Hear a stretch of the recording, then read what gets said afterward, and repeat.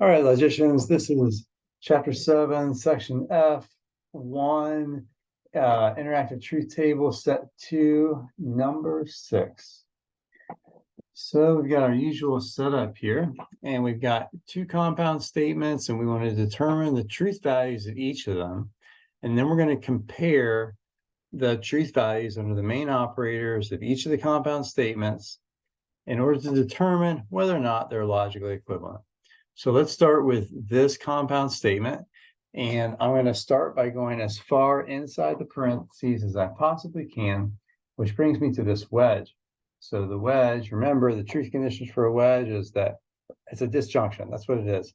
And that at least one of the disjuncts has to be true. If it is, then it's true. So we got true, true, true, true, true, true, false, false. Now we move out a little bit farther to the conjunction. Remember, both conjuncts have to be true for the dot to be true.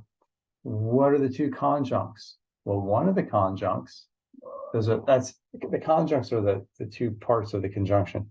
One is everything that's inside this parentheses, that is this entire disjunction. So the truth value of the disjunction is underneath the wedge. So I'm looking at that column and I'm looking at the B. I need both of them to be true to have a true dot. So true, false, true, false, true, false, false, false.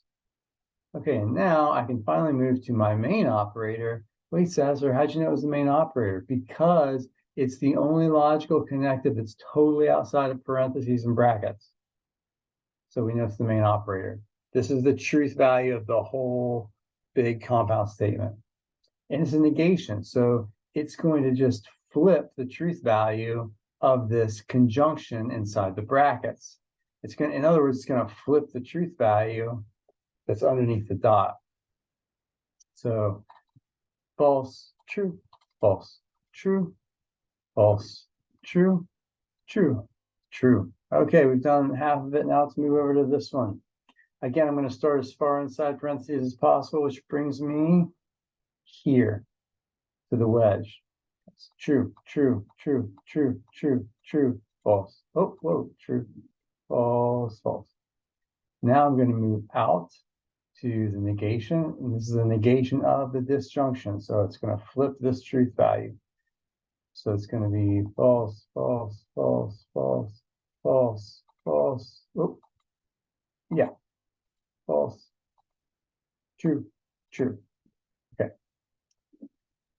And then, so we've got one of the conjuncts because the main operator is this dot. Sasser, how'd you know it was the main operator? Well, for one thing, it was outside of parentheses, but of course there's three logical connectives outside the parentheses. But how do I know that this is the main operator? Because this is the one that ranges over everything else. It's all this and all this.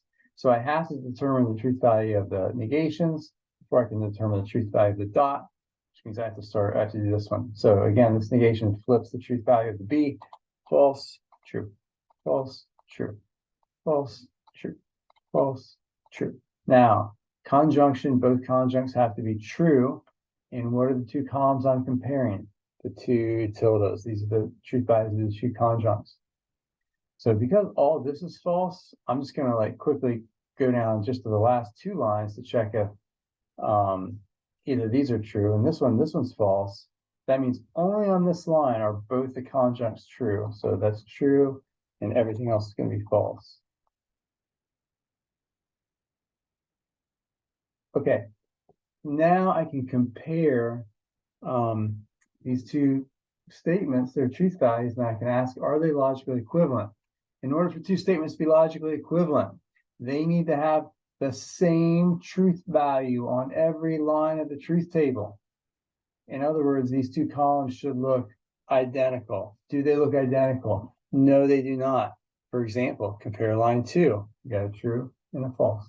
Compare line 3, same, line 4, true and a false. Line 6, that's different. Line 7 is different. So you can see they are not logically equivalent.